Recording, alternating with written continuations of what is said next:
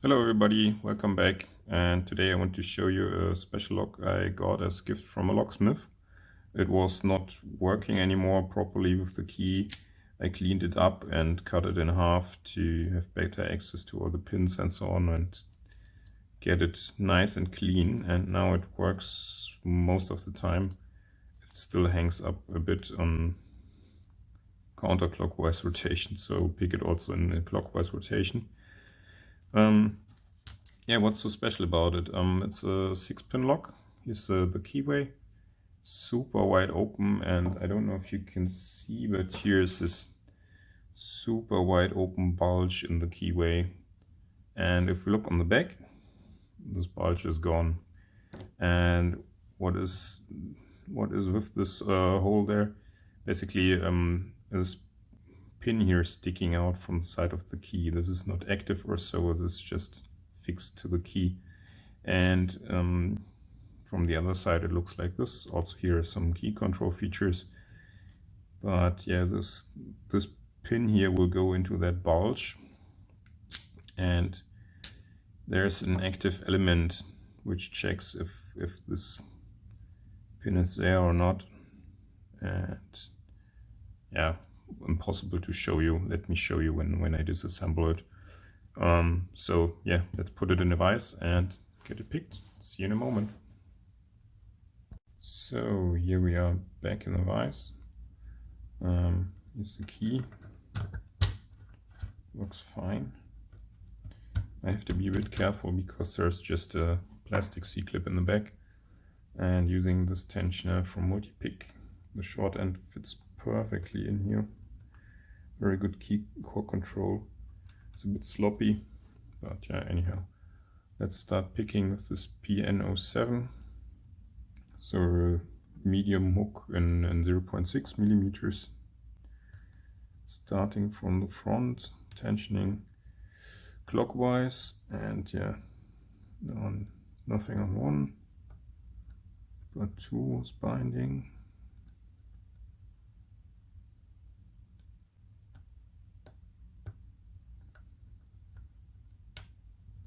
Okay, now one is binding.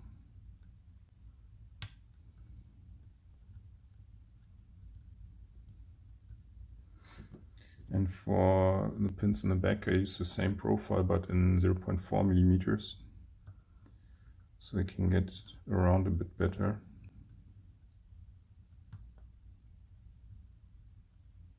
I think that's 5 where I'm on now. Let's go back to 4. Small click on 4. Click on 5, click there. 6 is binding.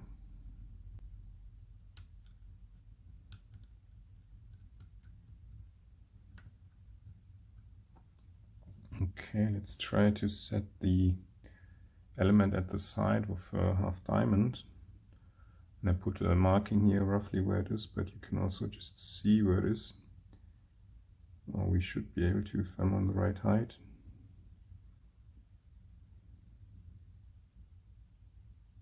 Yeah. Do you see how it moves up? And that should be, I have to release quite a bit of tension, but now it should be set. Let's try with the thicker one again. Let's set 3.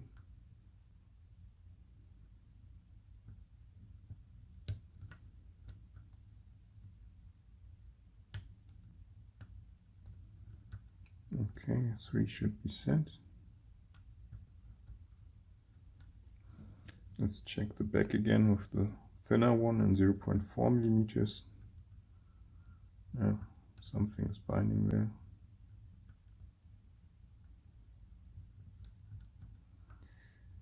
Can't get really in there.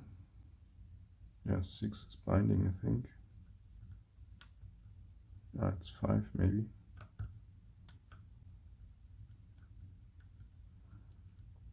Okay. No, 6.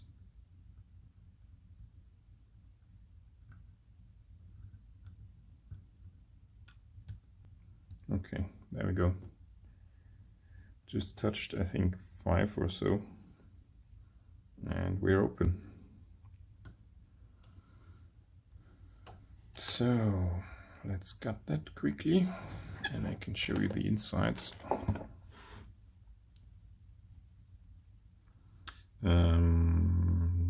Is it easier with the key? Probably. Let's put these away.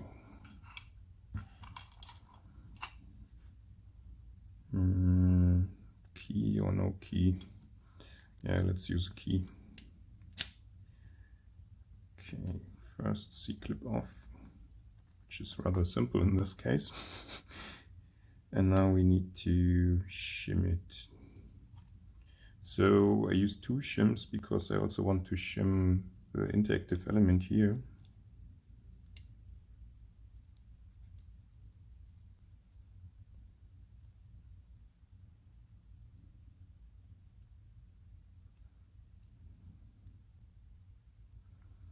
Okay.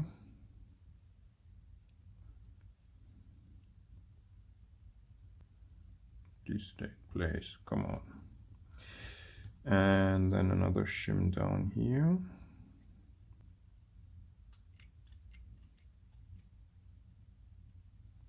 Just like that. Let's check if the shims are, yeah, should be okay. So where are the ball bearings? I think here, right? But key pins are like this. So maybe like this. We will see.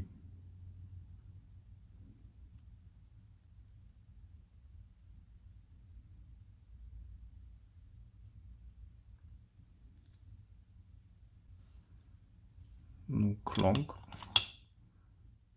But yeah, okay, that's the interactive filament. I'll put it right here. Yeah, ball bearings are up here, perfect. Key pins are down there. Interactive element is gone already. So let's drop the ball bearings out first. I'll just leave them here, and that's actually pin 6. Jumped right into its slot, but yeah, as you know, I like to check for effectiveness. So I'll put it back in, and we can see in a moment how the drivers look. Sorry, I just had a mishap with the camera. It just stopped recording, but anyhow, just right where we stopped, or the camera stopped. And let's get the drivers out. So one is standard. There comes the interactive element. 2. And the interactive element jumped right out of here. I'll show you more details in a second. Spool in 3. Spool in 4. Standard in 6. Standard in 6.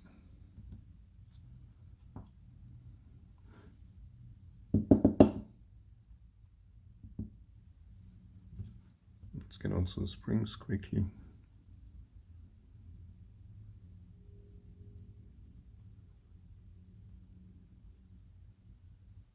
They're all the same, but just for completeness, I want to put them there. Let's have a look at the housing. So down here is the normal pin tumbler part. You can see, yeah, 6 holes as expected. And then we have quite some holes up here as well. So the one up here is the one for the interactive element. And what you have here is that thing. Oh God, where is it going? There. So yeah, a mini driver with its own spring attached to it directly. And this is what you have to push in. And I will show you a counterpart in a second when I have the core, or maybe do it like this. Yeah, that makes sense. Do it now. So this is the counterpart which sits in here. It dropped out while gutting. And yeah, there's where it sits. Maybe you can see the copper part, copper flashing up here. And this is what you have to push in with the half diamond, like this. Okay. I'll leave that here. And yeah, let's have a look at the effectiveness of the pins. And you see in chamber 4 is almost a zero lift. Unfortunately, we have the spools. We have two spools, one in chamber 3, which is sitting really good. But the other spool is unfortunately in chamber 4. So does it even play a spool, or is it just standard? It actually might have worked as a spool a bit. I don't know, but probably I have said it before, setting the injective element, and yeah, with all the standards and so on, you hardly get false set in this lock. So let's have a look at the key pins, because they're also quite nice actually.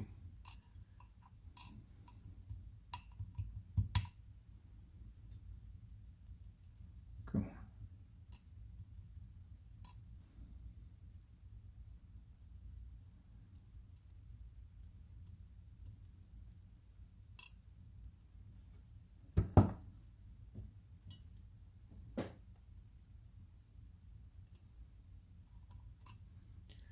All of the key pins have these serrations.